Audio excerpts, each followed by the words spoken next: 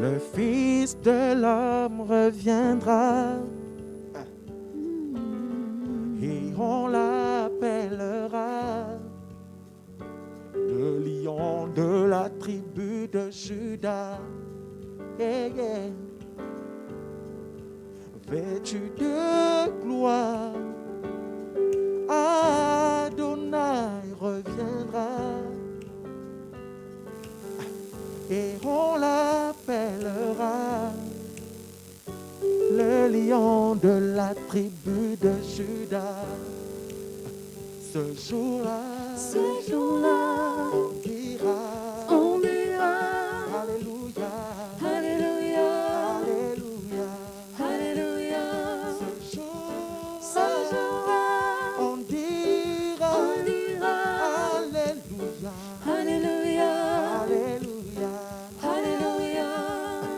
Il viendra pour toi et pour moi, nous qui avons gardé la foi.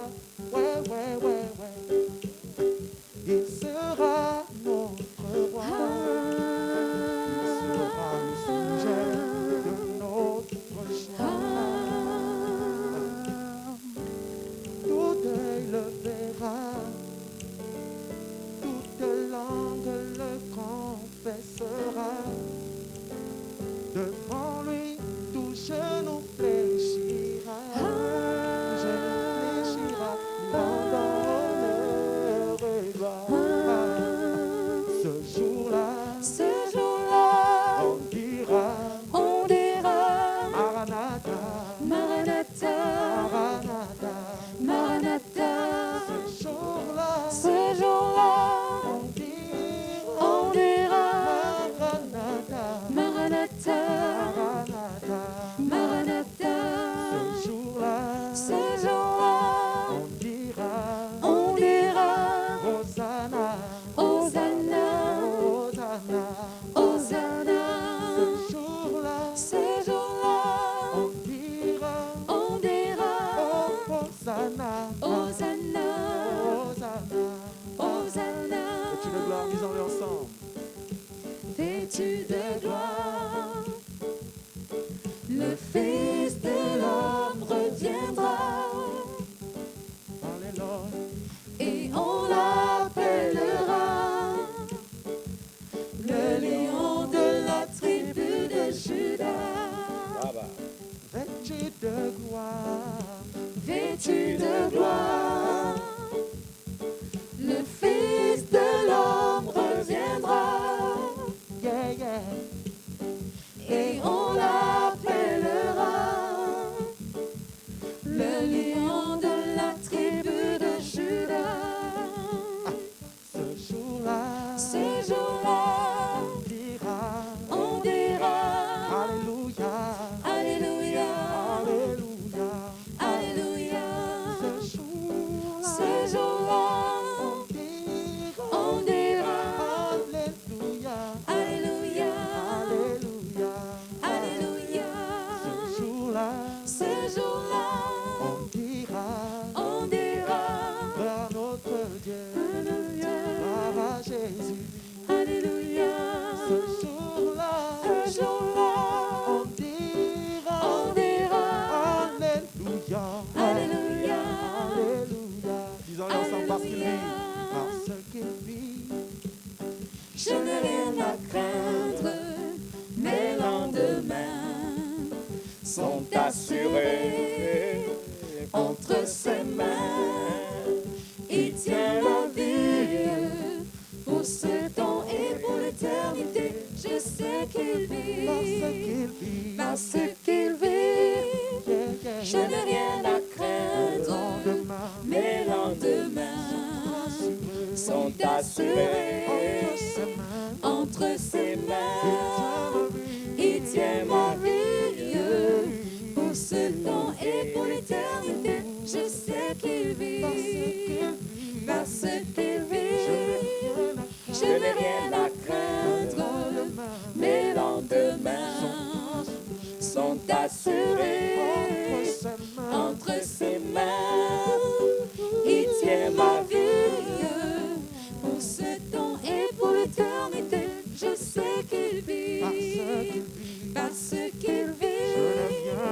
Je n'ai rien à craindre. Mes lendemains sont assurés entre ses mains. Il tient ma vie pour ce temps et pour l'éternité. Je sais qu'il vit. Thank you, Jesus. Thank you, Jesus. Merci, Seigneur Jésus, pour ta fidélité. Merci pour ces moments.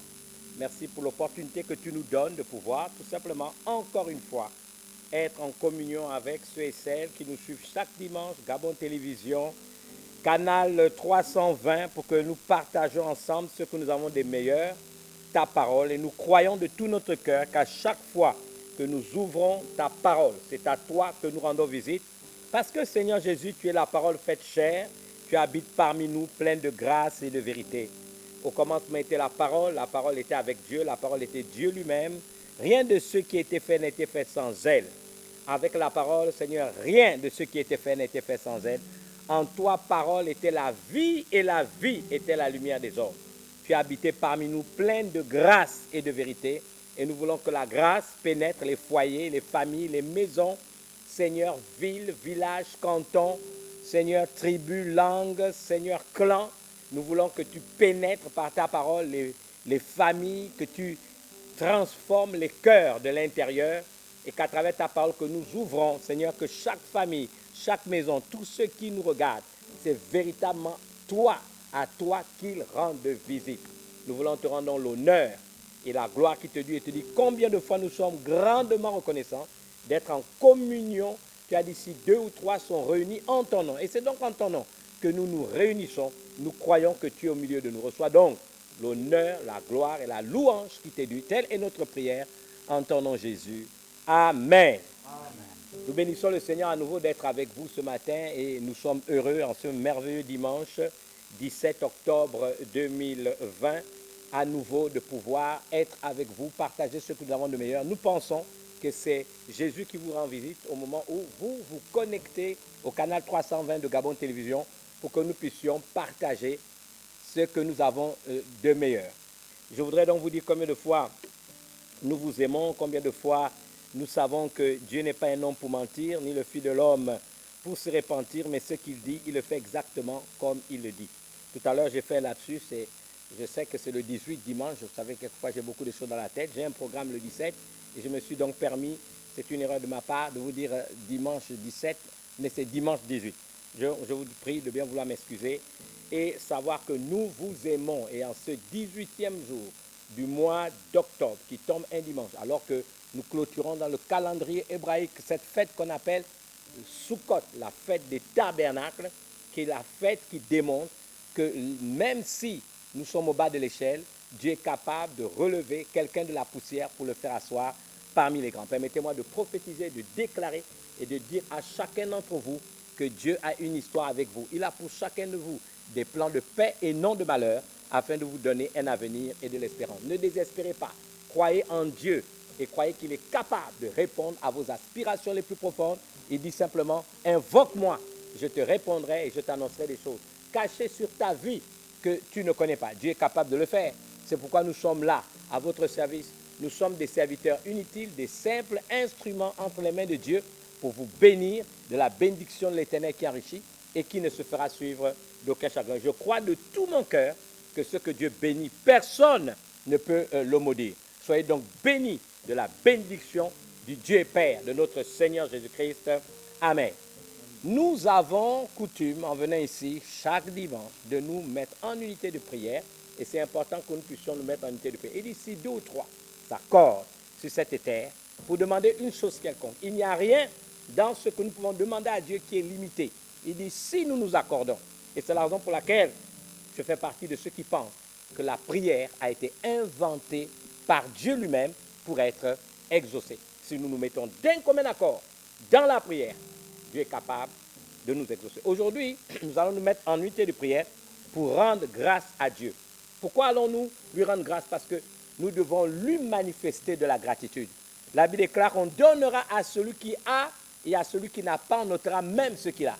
Alors beaucoup d'exégètes, de théologiens comme moi, nous sommes posés la question à celui qui a quoi? Et si vous étudiez comme moi les textes originaux, j'en fais ma passion, vous découvrirez à celui qui a de la gratitude, on donnera encore.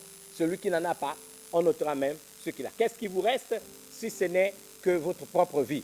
Beaucoup de gens meurent, sont malades, ne sont pas heureux parce qu'ils manquent de gratitude. La gratitude, c'est important. Ce matin, vous et moi, nous sommes en vie. Combien de personnes sont mortes depuis que la journée a commencé? Manifestons-lui la gratitude de ne pas avoir vu cette pandémie ébranler des milliers de personnes. Il y a eu des décès, il y a eu des morts, il y a eu des victimes, il y a eu des tragédies.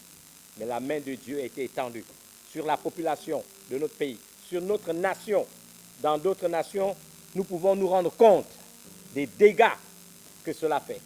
Mais nous, Dieu nous a préservés et nous pouvons nous en réjouir. Je suis convaincu qu'il y a des médecins qui ont travaillé. Je suis convaincu qu'il y a un COPIL qui a mis, que ce soit le comité technique ou le COPIL dans son bureau au niveau national, des gens qui ont mis leur intelligence, qui ont investi de leur temps. Mais Dieu a été bon.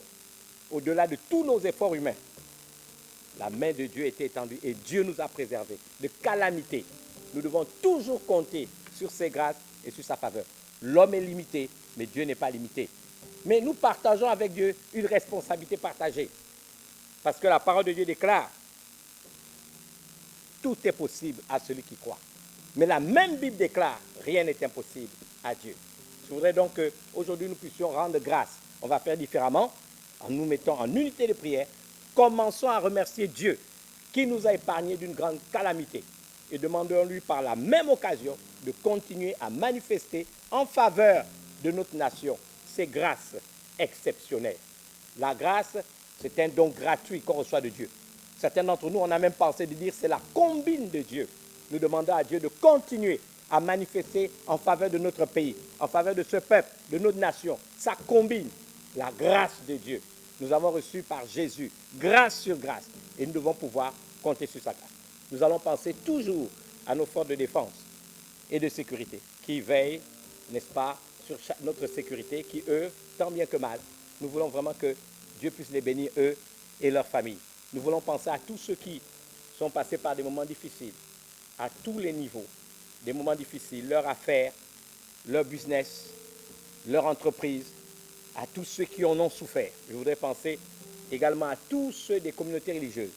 Nous pensons qu'ils n'eussent su, vous avez dû remarquer avec ce qui se passe, ce déconfinement numéro 2, n'est-ce pas, de cet, on va dire, état d'urgence avec ces allègements qui s'avancent. Donc, il est certain, comme nous l'avons vu, cette ouverture de nos communautés, mais restons vigilants et continuons à mettre en place toutes les stratégies pour que, alors que dans quelques semaines, nous allons ouvrir nos lieux de culte, que la grâce nous soit faite dans quelques jours, que Dieu nous fasse grâce, s'il vous plaît, de continuer à rester vigilants pour que, en ce qui nous concerne, aucune négligence ne fasse en sorte qu'un jour, nous retombions dans, n'est-ce pas, des travers qui feront en sorte qu'on ne pourra pas expliquer, n'est-ce pas, qu'à nouveau, cette pandémie ou autre chose ne vienne affecter notre quiétude.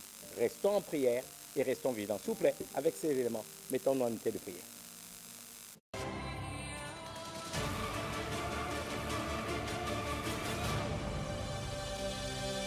Règne, ô Dieu, sur le grand montagne demeure, sur ton centre spirituel d'Afrique, Seigneur.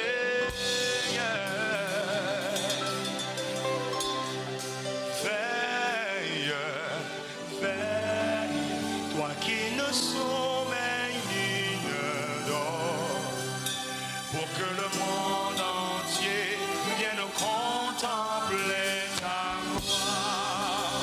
Au Gabon, ô Seigneur, étends ta main, toi le prince de paix du Gabon, étends ta main, Seigneur. C'est peut-être le temps de chanter ensemble, pour ceux qui le connaissent, n'est-ce pas? Béni soit le nom du Seigneur. Nous avons des raisons de bénir son nom. Bénir veut dire du bien. Disons du bien de notre Seigneur qui nous fait grâce chaque jour, qui pourvoit tous nos besoins et qui étend sa main sur nous et manifeste à notre égard, malgré nos faiblesses humaines, ce qu'on appelle les entrailles de sa miséricorde. Chantons-le ensemble, s'il vous plaît. Et chante.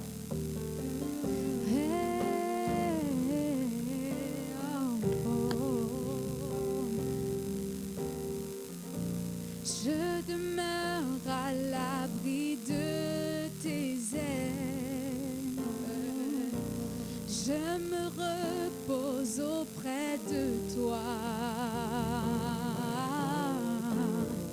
Ta fidélité sera mon bouclier.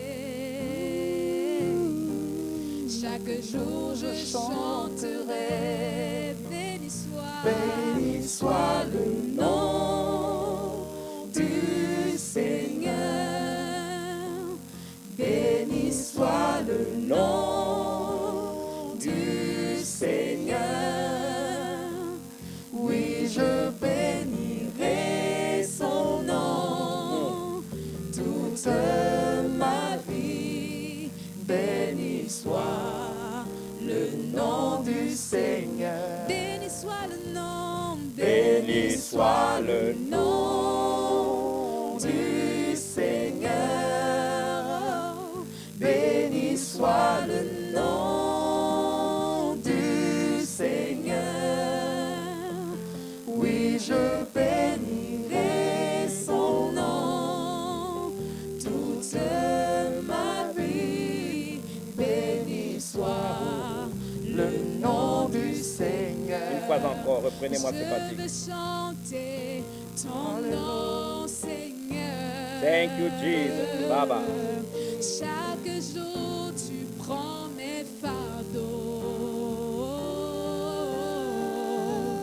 Ta fidélité sera mon bouclier. Chaque jour je chanterai. Béni soit le nom du Seigneur. Béni soit le nom du Seigneur. Oui, je bénirai son nom toute ma vie. Béni soit le nom du Seigneur. Béni soit le nom du Seigneur. Béni soit le nom du Seigneur. Béni soit le nom du Seigneur. Baba. Oui, je bénirai son nom toute ma vie.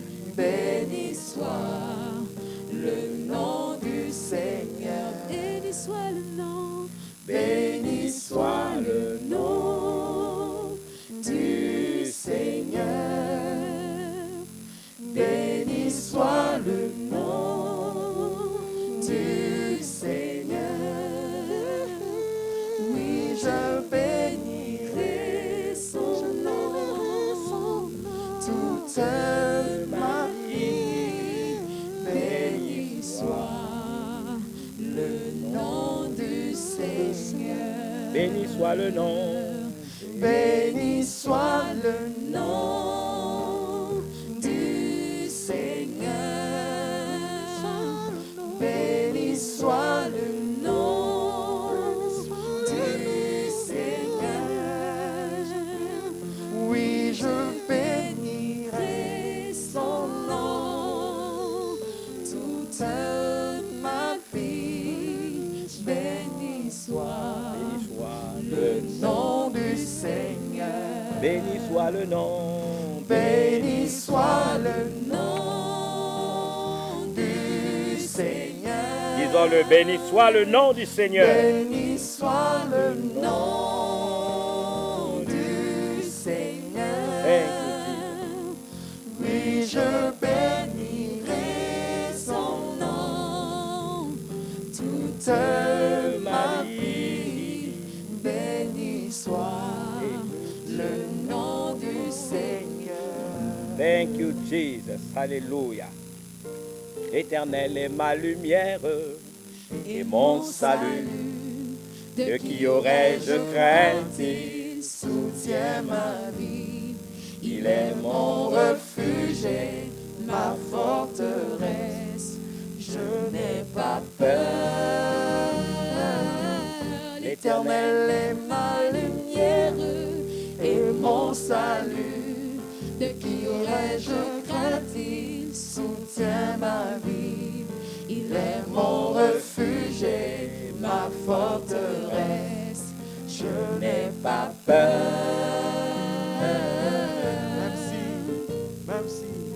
Même si tous mes ennemis s'acharnent contre moi, si une armée entière s'élève contre moi, je serai malgré cela plein de confiance. Je n'éprouverai aucune crainte parce que je n'ai pas peur. L'Éternel est ma lumière et mon salut. De qui aurais-je crainte? Il soutient ma vie. Il est mon refuge et ma forteresse. Je n'ai pas peur. L'Éternel est ma lumière et mon salut. De qui aurais-je crainte? Il soutient ma vie. Il est mon refuge et ma forteresse. Je n'ai pas peur. Alléluia, alléluia, alléluia. Très heureux à nouveau de pouvoir partager cette parole avec vous. Je voudrais d'abord, pour introduire ce culte, ou du moins ce message, remercier tous ceux qui nous ont aidés pendant notre séminaire d'entrée académique qui a eu lieu du 4 octobre au 11. Nous avons conclu de manière magistrale ce dimanche 11 et nous avons été heureux, même qu'à Gabon Télévision, nous avons pu aborder cette thématique sur le fait d'être revêtu d'une mentalité de laboureur. Nous sommes réjouis de toutes les vérités fondamentales qui nous ont été partagées. Il nous revient maintenant, comme, n'est-ce pas, nous avons toujours dit, d'arroser les semences qui ont été plantées dans chacun de nos cœurs et de relever les défis qui s'imposent à nous face aux vérités, n'est-ce pas, qui ont illuminé les yeux de notre cœur et qui nous ont éclairés. Je voudrais remercier toute l'équipe technique qui nous a aidés, parce qu'au-delà de Gabon Télévision, que nous remercions encore une fois, nous pensons à tous les techniciens qui nous ont aidés pour pouvoir le faire via, n'est-ce pas, on va dire télévisuel, Zoom, YouTube, nous pensons également à Facebook et tous les réseaux sociaux, tous ceux qui ont participé, n'est-ce pas, à partager les liens. Et je vous dis, nous sommes à un total, pendant tout le temps de cette conférence, plus de 70 000 personnes ont pu voir, n'est-ce pas, ce que nous avons fait. Le premier jour, nous sommes arrivés à près de 30 000 personnes qui ont regardé. Le dernier jour également, 30 000. Il y a 21 000 et puis il y a, je crois, 18 000. Et tout au long de ces temps, il y a du monde chaque jour qui a suivi. On pense en globalité avoir atteint les 70 000 personnes si vous comptez, n'est-ce pas, l'ensemble du nombre de vues pendant 5 jours. Nous allons continuer à nous organiser pour faire en sorte que ces outils soient utilisés à bon escient pour qu'effectivement nous puissions influencer également par les valeurs auxquelles nous croyons notre génération et notre société. Je voudrais donc encore une fois remercier les orateurs. Je pense particulièrement à l'apôtre Alain Caron pour le travail exceptionnel qu'il a fait. J'ai le plaisir de remercier le révérend pasteur Olago Malcolm également et le révérend pasteur Xavier Ngumba qui ont été extraordinaires, qui nous ont vraiment bénis. Et une mention spéciale à la seule dame qui a osé se joindre aux hommes que nous sommes. Vous voyez, nous pensons que les femmes également sont appelées au ministère, la révérende Scholastique Badinga, pour le merveilleux travail et le message pragmatique qu'elle nous a partagé et qui nous a vraiment fait du bien. Je remercie tous ceux qui ont prié pour nous et particulièrement pour moi. Et comme je vous dis, je ne suis pas un Superman. Je pense que nous avons assez d'humilité pour vous demander de continuer à prier pour nous, pour que Dieu continue à nous inspirer et qu'il nous soit donné toujours de vous être grandement en bénédiction.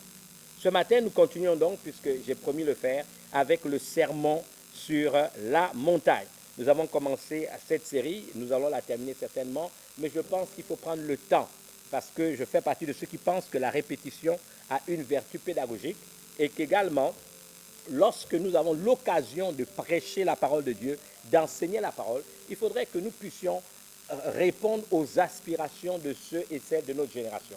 Nous devons traduire l'évangile au langage de notre temps et permettre aux gens et aux hommes de toutes les classes de pouvoir entendre ce que Dieu a à dire pour que leur cœur soit illuminé et que les uns et les autres puissent, n'est-ce pas, être véritablement bénis. Nous avons déjà, depuis le début de ce culte, 23 minutes dans notre chronomètre et il nous reste bien sûr moins d'une trentaine de minutes. Je voudrais donc prendre toute la place pour commencer à partager avec vous ce que j'ai à vous dire de la part du Seigneur aujourd'hui. J'aimerais vous dire que le thème de Sermon sur la montagne est un thème intéressant et je voudrais vous raconter une histoire. Cette histoire n'est pas de moi, elle m'a été racontée par un ami qui est de nationalité, je crois, de nationalité ghanéenne. C'est Samuel Pipim qui vit aux États-Unis, un homme extraordinaire d'une grande ingéniosité. Et je voudrais partager avec vous ce qu'il m'a partagé. Et nous étions, je crois, à une conférence au Rwanda et cette histoire, je me suis permis de la prendre à mon compte pour vous la raconter. Il s'agit d'un homme célèbre qu'on appelle Mohamed Al-Khawarizmi, n'est-ce pas, qui est reconnu comme étant le père de l'algèbre en mathématiques. Et donc Mohamed Al-Khawarizmi voyage, n'est-ce pas, de Bagdad, c'est-à-dire de l'Irak, et s'en va vers la Mecque. Et sur le chemin, il est sur son chameau, je ne sais pas si quelques personnes l'accompagnent, il surprend sur sa route, alors qu'il est à encore une longue distance de la Mecque, il rencontre trois frères, n'est-ce pas, en train de se battre. Leur père vient de mourir et leur père leur a laissé un héritage. Leur père était un homme riche et lorsqu'il est mort, il leur a laissé comme héritage 17 chameaux qu'ils avaient la responsabilité de se partager. Vous devez savoir qu'aujourd'hui, les chameaux représentent ce que, pour certains, dans les classes assez aisées, n'est-ce pas, peuvent être leur Toyota Land Cruiser. Parce que c'était, on va dire, le dromadaire, n'est-ce pas, il y avait des chevaux, il y avait des chameaux, il y avait aussi des ânes.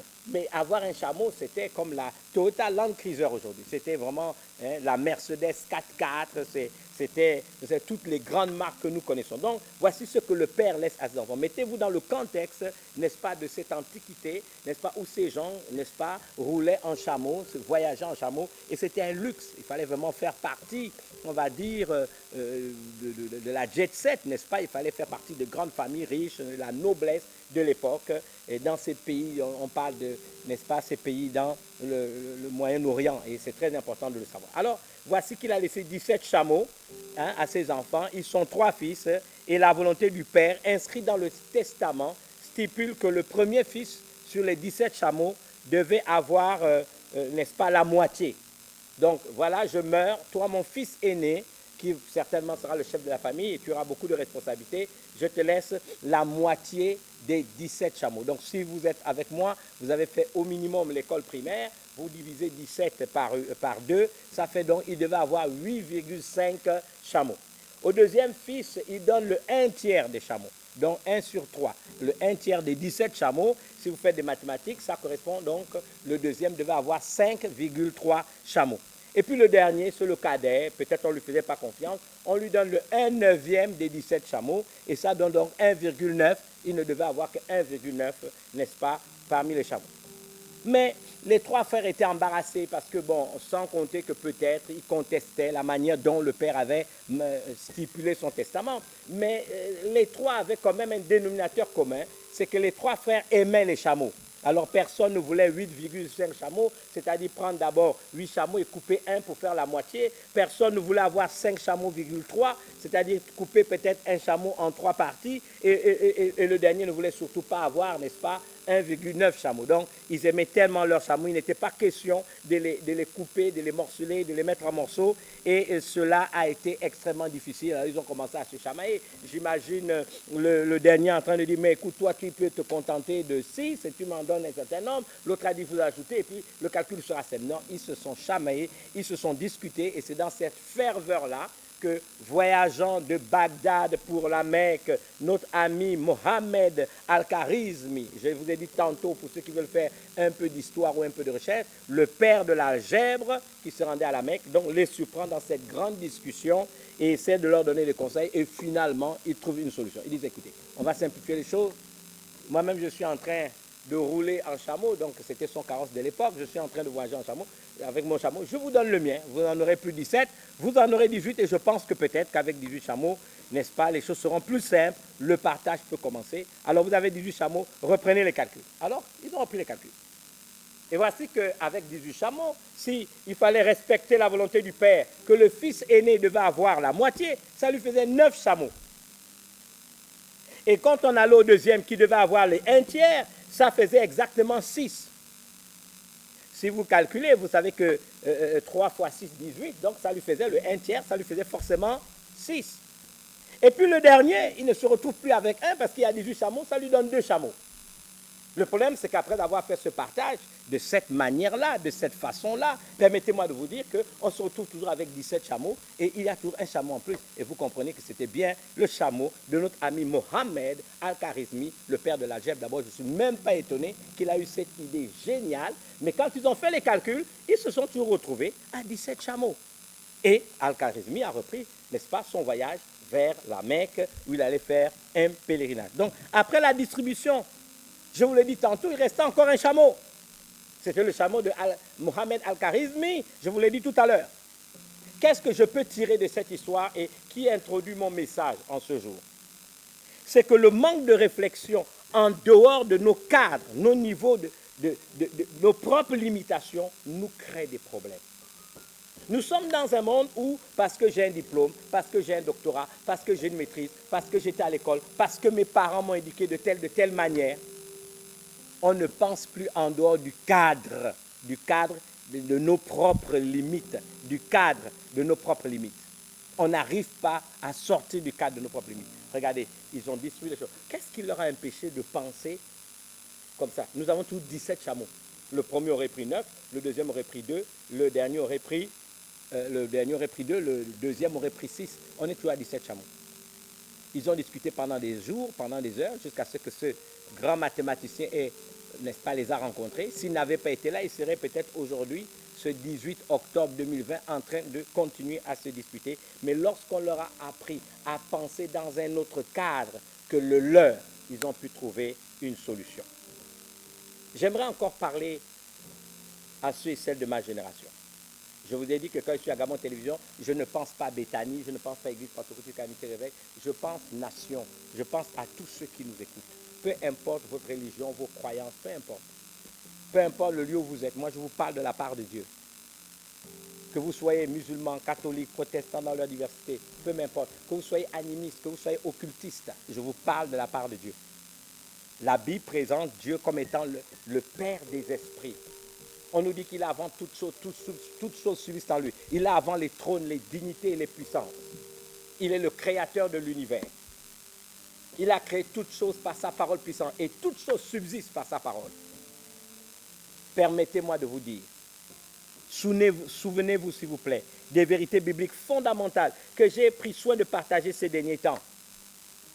Je vous parlais de cette histoire dans le livre d'Esther, chapitre 1, verset 13. On nous dit alors le roi, c'est un monarque, s'adressa aux sages qui avaient la connaissance des temps, car ainsi se traitaient les affaires du roi devant tous ceux qui connaissaient les lois et le droit. Mais dans la version King James, traduire en français, on dit alors le roi dit aux hommes sages qui avaient la connaissance des temps, car ainsi se traitaient les affaires du roi devant tous ceux qui connaissaient la loi et les jugements. Le monde où vous et moi nous vivons est fait de principes. J'en ai déjà parlé ici. Il y a des lois. Je vous ai parlé de la loi nomos, faite d'interdits. Mais je vous ai aussi parlé de la loi antole, qui est un principe. Si, au-delà de toute, on va dire quoi, une reconnaissance ou moralité que vous me prêtez, bien que vous ne me connaissiez pas véritablement, mais vous pouvez me prêter une moralité parce que simplement j'ai un titre ecclésiastique. Je me jette d'un immeuble depuis le 20e étage, dans le vide. ma moralité ne va rien faire. Ma moralité ne va pas me sauver d'une mort certaine parce que la loi de la gravitation, qui est un principe, c'est la loi que j'appelle en tollet, va s'imposer à moi. Vous prenez maintenant un assassin enfermé à la prison de Libreville, un criminel. Il se jette aussi du haut du 20e étage d'un immeuble. C'est aussi la loi de la gravitation qui va s'appliquer à lui. C'est-à-dire, lui comme moi, nous finirons avec le même sort, la mort, une mort certaine. Si nous violons les lois que Dieu lui-même a établies, cela aura des conséquences. C'est la raison pour laquelle je vous parle du sermon sur la montagne.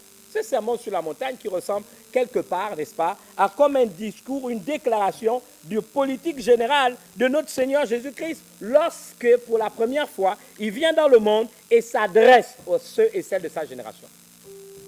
C'est un message qui nous a adressé un peu pour nous titiller et nous dire, essayez de penser, de réfléchir, n'est-ce pas, pas dans le cadre limité de vos traditions, pas dans le cadre limité de vos habitudes, pas dans le cadre limité de l'environnement où vous vivez. Essayez de penser qu'il y a peut-être autre chose à comprendre. Je vais même oser dire, parce que je voudrais m'appliquer ce principe, quelquefois même en dehors du cadre de notre religiosité. C'est la raison pour laquelle je ne présente jamais mon Église. Celui qui est mort sur la croix, c'est Jésus-Christ. Si vous voulez savoir, toutes les religions sont bonnes. J'ai été à Abu Dhabi. Oh, j'ai vu cette mosquée avec de l'or partout. J'y suis rentré. J'ai vu ces tapis. Je n'ai jamais vu une aussi belle mosquée comme Abu Dhabi. Mais ni la mosquée, ni la religion musulmane ne sauve. C'est la même chose. Même la religion chrétienne ne sauve pas. Je suis le président de la suivance apostolique du Centre Béthanie. Béthanie ne peut sauver personne. Vous pouvez venir dans mon église, faire toutes les singeries spirituelles que vous venez. Cette dénomination ne peut pas vous sauver. Mais je crois que par sa miséricorde, une personne est morte sur la croix et a payé pour le salut de tout le monde, de l'humanité entière, peu importe qui nous sommes. Il est mort sur la croix. Dieu a tellement aimé le monde. Il n'y a aucun verset qui nous dit qu'il a tellement aimé l'Église. C'est le monde, c'est la masse, c'est la plèbe, c'est son monde. Il a tellement aimé le monde qu'il a choisi de sacrifier son fils. Il est mort pour l'humanité. Il est mort pour tout homme. Il est mort pour les sorciers. Il est mort pour les assassins qui sont enfermés en prison. Il est mort pour qu'ils soient sauvés. Il est mort pour les chrétiens. Il est mort pour les non-chrétiens. Il est mort pour l'humanité entière. Peu importe la religion, les croyances qui sont les tiennes, il est mort pour toi. Il est mort pour toi. Alors quand il fait ce que je vais appeler ça déclaration de politique générale, il y a le sermon sur la montagne. On l'appelle tantôt les béatitudes. Beatus, du latin beatus qui veut dire ce mot à caractère répétitif, n'est-ce pas? Heureux, heureux, heureux ou bien heureux. Mais permettez-moi de vous dire que le terme grec, c'est makarios, qui n'est pas une joie spontanée, mais un état d'esprit. Et on a commencé par heureux les pauvres en esprit, car le royaume des cieux est à eux. Ceux qui ne sont pas suffisants, ceux qui ne sont pas orgueilleux, ceux qui acceptent d'apprendre des autres, ceux qui peuvent faire à un moment donné abstraction de leur richesse intellectuelle, culturelle, matérielle, pour s'ouvrir aux vérités fondamentales que Dieu est capable, n'est-ce pas, de leur communiquer. C'est comme ça qu'il va choisir des pêcheurs de poissons pour en faire quoi? Des pêcheurs d'hommes. Et que ces gens apparemment sans instruction, comme dit le texte biblique, ont fasciné, ont étonné des centaines de milliers de personnes. J'aimerais vous dire quelque chose. L'humilité précède la gloire. La Bible déclare, quand vient l'orgueil, vient aussi l'ignominie. Il n'y a pas un degré élevé de la disgrâce que l'ignominie. L'humilité précède la gloire. Heureux les pauvres en esprit, Ça ne veut pas dire qu'ils doivent être pauvres matériellement, pauvres en esprit, prêts à apprendre, prêts à s'ouvrir à autre chose, à ne pas, n'est-ce pas, rester coincés dans le cadre de leur propre réflexion et de leurs propres limitations. Ensuite, il a dit au verset 4, « Heureux les affligés, car ils seront consolés. » Être affligé, je l'ai dit tantôt, c'est éprouver du chagrin à cause de sa propre incapacité à satisfaire quelquefois les exigences divines relatives à la justice et à l'effectivité des effets du royaume de Dieu, c'est-à-dire la sphère où Dieu règne, où sa volonté est respectée, accomplie. D'où cette exhortation de notre Seigneur Jésus dans Matthieu 6,33. Cherchez premièrement le royaume de Dieu. Les vérités bibliques fondamentales, les principes qui y sont inscrits. Cherchez premièrement le royaume de Dieu et sa justice. Et dites tout ce que vous voulez, toutes ces choses vous seront données par-dessus tout. Quelquefois, on cherche ailleurs. Il est heureux les affligés. Cela fait également allusion au fait de se lamenter sur des choses qui attristent le Seigneur, qui attristent Dieu, du fait de notre incapacité à vivre avec les standards de vie qui sont les siens. C'est lui qui nous a créés à son image et à sa ressemblance. Je dis souvent, s'il est mon créateur, il a donc le mode d'emploi et le mode d'entretien de ma vie. Et cela se trouve dans la Bible. Donc, il ne vous viendrait jamais à l'idée d'acheter une machine à laver ou quelque appareil, n'est-ce pas, aménagé que ce soit, et ne pas prendre le temps de lire le mode d'entretien, le mode d'emploi. Le mode d'entretien, le mode d'emploi de l'homme créé à l'image de Dieu et à sa ressemblance se trouve dans la Bible, la parole de Dieu. Alors, il dit heureux, n'est-ce pas, les affligés? Pas les affligés qui se sont auto-flagellés. Même d'ailleurs qui se disent, quand je vois ma vie et que je mets en face de moi les standards de Dieu, les règles de Dieu, les principes, oui, je peux reconnaître que au-delà de ma volonté, j'ai bien envie de vivre ces principes, mais je suis limité. Ce qui fait dire à l'apôtre Paul dans Romains chapitre 7, versets 18 à 24, « Ce qui est bon, je le sais, n'habite pas en moi. » Mais c'est ce qu'il dit. C'est-à-dire, dans ma chair, j'ai la volonté et non le pouvoir de faire le bien, car je ne fais pas le bien que je veux, et je fais le mal que je ne veux pas. Et si je fais ce que je ne veux pas, ce n'est plus moi qui le fais, c'est le péché qui habite en moi. Je trouve donc en moi cette loi. Quand je veux faire le bien, le mal est attaché à moi, car je prends plaisir à la loi de Dieu, selon l'homme intérieur. Mais je vois dans mes membres une autre loi qui lutte contre la loi de mon entendement, et je me rends captif de la loi du péché qui est dans mes membres. Misérable que je suis. Et il se pose la question, qui me délivrera du corps de cette mort? Il y a quelqu'un qui a pensé à cela, c'est une réflexion. Vous voyez, s'affliger, s'attrister parce qu'à un moment on se rend compte, non, je ne peux pas par moi-même. Je ne peux pas par moi-même. La loi de mon entendement est là. Il y a la chair lutte. Intérieurement, je sais que ça c'est bon. Intérieurement, je sais que ça c'est juste. Mais je n'arrive pas à le faire. Et donc, quand on est dans cette attitude, on cherche du secours. On se jette pieds et mains liés aux pieds du Seigneur et on lui demande sa grâce. Je termine en parlant de Matthieu 5,5. Heureux les débonnaires, car ils hériteront la terre. Dans notre version, heureux ceux qui sont doux et humbles de cœur, car Dieu leur donnera la terre pour héritage. Heureux ceux qui sont doux, car ils recevront la terre que Dieu a promise. Heureux, ils sont heureux ceux qui sont doux, parce qu'ils recevront la terre comme don de Dieu. Heureux ceux qui sont humbles et doux, ceux qui renoncent à leurs droits, car Dieu leur donnera la terre entière pour héritage. Écoutez, je voudrais commencer à chuter en vous posant une question. Les grandes révolutions ne se sont pas faites avec des armes. La plus grande révolution, c'est celle que Jésus a manifestée sur la terre en 3 ans et demi de ministère. Il a guéri des malades. Il a ressuscité des morts. Il a purifié des lépreux. Il a ouvert les yeux des aveugles. Il a fait parler des muets. Il a fait entendre des sourds.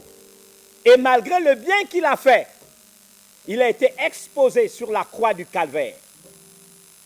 Mais béni soit Dieu, le 3e jour. Dieu l'a souverainement élevé. Dieu l'a élevé à la dignité. Il lui a donné un nom qui est au-dessus de tout nom qui peut être nommé. Il est aujourd'hui, je vous parle, ressuscité, assis à la droite de Dieu le Père, et il intercède pour nous.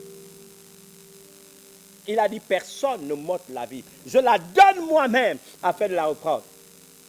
La Bible déclare, il a aimé la justice, il a haï l'iniquité. C'est pourquoi Dieu l'a oint d'une huile de joie au-dessus de tous les êtres célestes. on peut se réjouir de cette réalité biblique. Je pense à deux personnes. Je pense au Mahatma Gandhi. Vous savez, Gandhi a choisi ce qu'on appelle la non-violence et il a plus tard inspiré Martin Luther King, qui était pasteur. Mais d'où est venue cette idée chez Gandhi? Gandhi a lu les évangiles. C'est lorsqu'il a été confronté aux 4 évangiles qu'il a lus. Il a appelé l'oppresseur britannique. Et il leur a posé une question. Vous qui vous dites chrétien, qui avait la Bible pour héritage, pourquoi vous n'appliquez pas ce que Jésus a dit? Et puis il leur a promis, moi je vais appliquer. C'est de là que lui vient l'idée de soutenir ces révolutions non violentes, qui a inspiré Martin Luther King aux États-Unis lorsqu'il s'est battu, n'est-ce pas, pour les droits civiques des Noirs aux États-Unis. Un jour, Jésus dit à ses disciples qu'il va mourir. Ils prennent le dernier repas et ils prennent la Sainte Seine. Et alors, n'est-ce pas, qu'ils vont quelque part à Gethsemane. Après avoir prié, Judas, qui le trahit, apparaît avec la milice du clergé de l'époque pour arrêter Jésus. Pierre, toujours agité, toujours prêt, le premier de l'apôtre, à se battre pour défendre les intérêts de Dieu, prend une épée, coupe l'oreille d'un officier de cette milice qui s'appelait Malchus. Et là, Jésus dit, que fais-tu, Pierre? Qui tue par l'épée, paiera par l'épée. Nous ne pouvons pas, et je le dis à tous ceux qui m'entendent, utiliser les armes du diable pour revendiquer nos droits, qui que nous soyons. La violence appelle la violence. Mais ceux qui ont hérité la terre sont doux et humbles de cœur. Abraham a eu des conflits. Souvenez-vous de cette histoire avec les bergers d'Abraham et les bergers de Lot. Et parce qu'il était pacifique, il a appelé son neveu. Il lui a dit, choisis. Si tu vas à gauche, moi j'irai à droite. Si tu vas à droite, j'irai à gauche. Et dans son insouciance juvénile, Lot, le neveu, a choisi le premier. Ce qu'on ne fait pas, même dans nos cultures africaines. On ne choisit pas, on ne prend pas la parole avant l'oncle, avant le père. Il a regardé à gauche, il a regardé à droite. Quand il a regardé à droite, il a vu que c'était comme un jardin d'Éden. C'était un jardin magnifique. Il a choisi d'aller à droite. Quand on regardait à gauche, c'était des montagnes rocailleuses, sans arbres, sans plaine. Il a laissé ce qui apparemment était le mauvais pays à Abraham. Mais Abraham fait cela pourquoi? Il est doux et humble de cœur. Au-delà de son statut d'oncle, au-delà de son statut de patriarche. Vous savez, celui qui a choisi cette terre qui paraissait un jardin de délices, ça conduisait à Sodome et Gomorrhe, qui quelques années plus tard sera détruit du fait de sa méchanceté.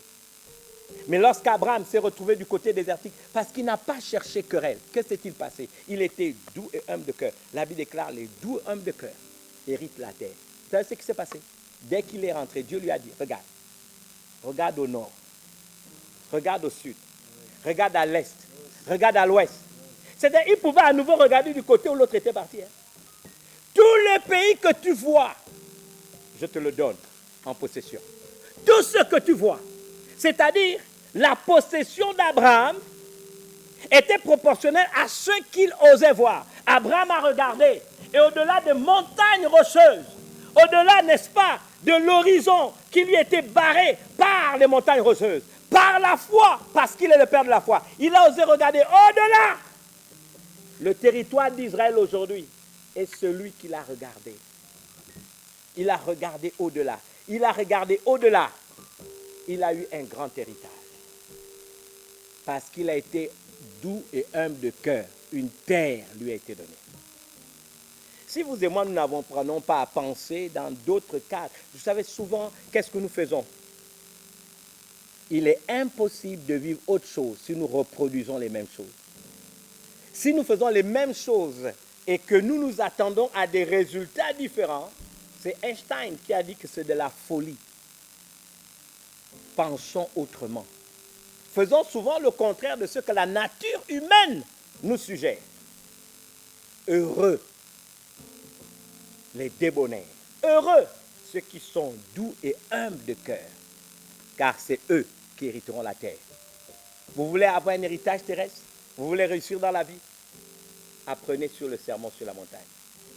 J'ai donné déjà 3 principes que Dieu nous fait de la grâce de pouvoir en apprendre un peu plus. J'aime ce chant qui dit: marchons sous le regard de Dieu, de Jésus, suivons la trace, avançons-nous vers le Saint-Lieu, bientôt nous verrons sa face.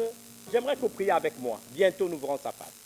Dites avec moi: Seigneur Jésus, j'ai appris quelque chose aujourd'hui et je voudrais être non seulement pauvre d'esprit, je voudrais être affligé du fait de mon incapacité à marcher avec ta parole, vivre selon tes standards, mais je voudrais aussi et surtout être débonnaire, c'est-à-dire doux et humble de cœur pour hériter des choses sur la terre.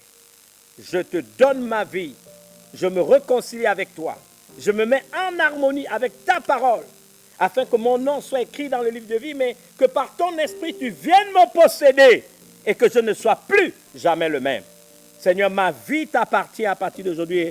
Fais-moi la grâce de pouvoir continuer à grandir, à apprendre jusqu'à ce qu'il me sera donné, d'être capable de maîtriser, Seigneur, ta volonté et que je puisse parvenir à la maturité. Reçois l'honneur, la gloire et la louange qui t'est due au nom de Jésus. Amen. Je vous bénis d'avoir été avec nous et je vous demande de conclure, je crois qu'il me reste encore 2 minutes, avec les chants. En chantant cela, dimanche prochain, par la grâce de Dieu, nous reverrons et quand nous ouvrirons nos communautés, nous ferons également des cultes en direct depuis nos églises. Mais j'ai dit et j'ai promis à tous ceux qui me suivent et qui m'ont envoyé des messages que le culte à Gabon Télévision, même quand les églises seront ouvertes, continuera parce que nous avons un respect pour vous, vous avez de la valeur aux yeux de Dieu, il est de notre responsabilité de continuer à faire le travail. Que Dieu vous bénisse. Marchons sous le regard de Dieu, de Jésus, suivons la trace, avançons-nous vers le Saint-Lieu, bientôt nous verrons sa face.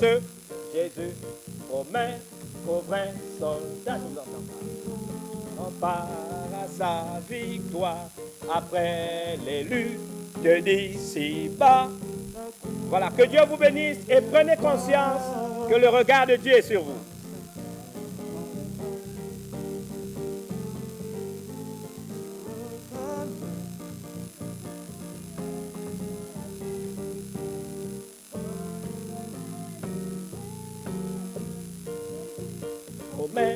Aux vrais soldats, ils auront part à sa victoire. Après les luttes d'ici-bas, la couronne de gloire. Ils verront le Sauveur qui les a rachetés, oh oui, quand il mourut sur eux. Il les introduira dans la félicité.